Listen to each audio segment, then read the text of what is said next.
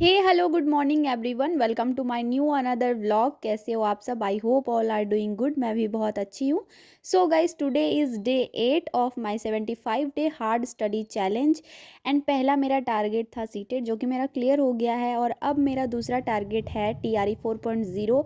I hope आप लोग के सपोर्ट और प्यार से और मैं अपने खुद के मेहनत और मोटिवेशन से इसको भी मैं अच्छे से क्लियर कर लूँ। सो गाइज़, आज की व्लॉग की शुरुआत मैं अभी से कर रही हूँ और सुबह के बज रहे थे 7 और अभी मैं आई हूँ छत पे। और काफ़ी दिनों बाद मैं इतनी जल्दी सुबह उठ के आई हूँ छत पे। और अभी सर्दियों का मौसम शुरू हो गया है तो धूप अच्छे से नहीं खिला है, हालांकि 7 बज चुके हैं सुबह के। और यहाँ पे मैं फ्रेशन अप होके सबसे पहले आ जाती हूँ छत पे, जैसा कि आपको पता है एज़ यूजुअल। उसके बाद फिर छत पे कुछ किचन गार्डन की चीज़ें पापा ने लगा रखी है, तो आप देख सकते हो। और ये मेरी छोटी सी घर पे हार्वेस्टिंग वाली वीडियो है, तो आप लोग देख देख लेना। इसके लिए मैं एक अलग से सेपरेट वीडियो बना दूँगी।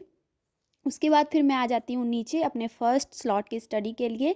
सुबह ही मैंने गर्म पानी पी लिया था, जिस वजह से मैं काफ़ी ज़्यादा एनर्जेटिक रहती हूँ। सुबह जब तक आप गर्म पानी या अच्छे से अपने आप को फ्रेश नहीं कर लेते, आपका पढ़ने में मन नहीं लगेगा। इसलिए आप कोशिश करना कि सुबह उठते साथ सबसे पहले अपने आप को अच्छे से फ्रेश करना।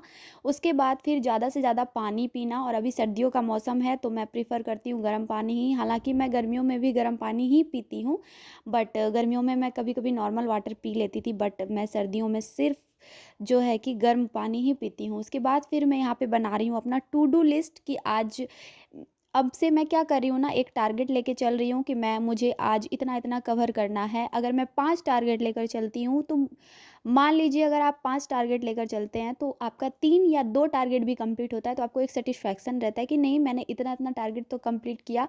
जब आप 2 टारगेट कंप्लीट करने लगोगे तो फिर दूसरे दिन आप तीसरा, चौथा, ऐसे करके एक टाइम ऐसा आएगा जब आप पाँचों का पाँचों टारगेट कंप्लीट कर लोगे। और मेरे साथ भी कुछ वैसा ही हो रहा है।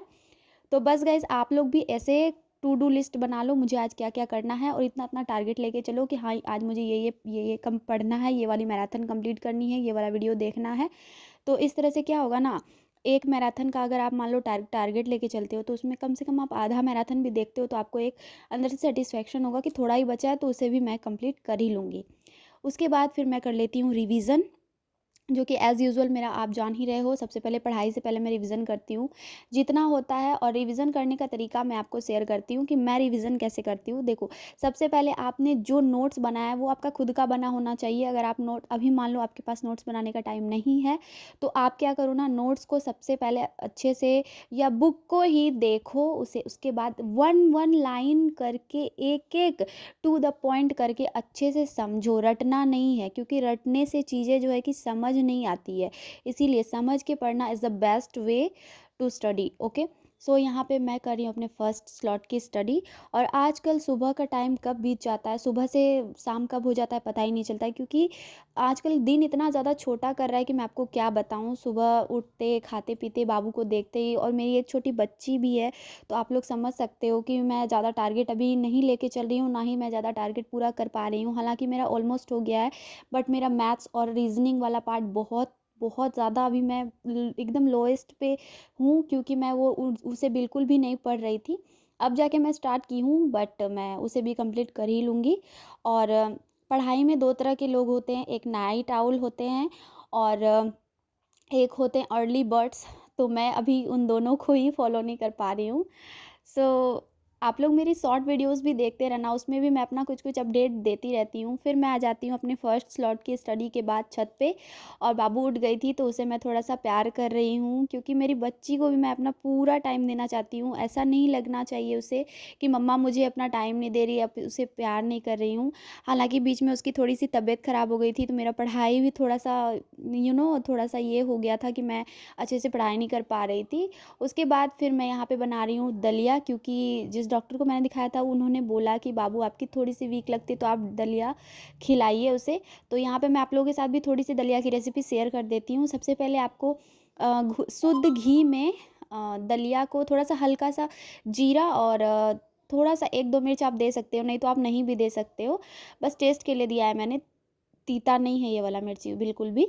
उसके बाद फिर यहाँ पे उसे दे देना है फिर दलिया को और मूंग दाल को। आप लोग चाहे तो मसूर दाल भी डाल के अच्छे से फ्राई कर सकते हो। उसके बाद अच्छे से फ्राई करने के बाद जितनी भी वेजीज आपके घर में है सब आप उसमें डाल दो।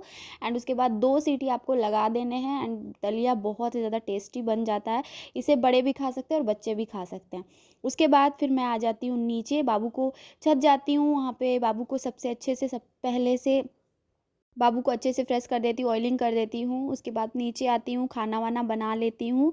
और आज मैंने खाने में बनाया था कढ़ी चावल। उसके बाद फिर मैं बैठ जाती हूँ अपने सेकंड स्टडी स्लॉट पे नहा धुला के। और आप देख सकते हो सेकंड स्टडी स्लॉट पे मैं रिवीजन कर रही हूँ। रिवीजन के बाद फिर मैं मैथ्स बनाऊंगी और 1-2 घंटा मैं सोचती हूँ कि मैं मैथ्स बनाऊँ, क्योंकि अभी शाम तक मैं पढ़ूंगी। उसके बाद फिर मैं दूसरे रूटीन पे जाऊंगी। सो गाइस, टीआरई 4.0 का नोटिफिकेशन जल्दी ही आउट होने वाला है। ऐसा कहा जा रहा है कि फरवरी में नोटिफिकेशन आउट होगा और अप्रैल तक एग्ज़ाम हो जाएगा। तो बस गाइस, अब ऐसा कोई भी मन में डिस्ट्रैक्शन नहीं रखना कि एग्ज़ाम होगा या नहीं होगा, क्योंकि ये चीज़ पूरा क्लियर कर दिया गया है कि टीआरई 4.0 ज़रूर से ज़रूर होगा। और इसके लिए बहुत ही ज़्यादा मेहनत करनी होगी, जिसके लिए मैं पूरी तरह से अपने माइंड को प्रिपेयर कर चुकी हूँ कि मुझे किसी भी हालत में ये करना है। तो बस गाइस, आज के व्लॉग में इतना ही। मिलती हूँ नेक्स्ट व्लॉग में।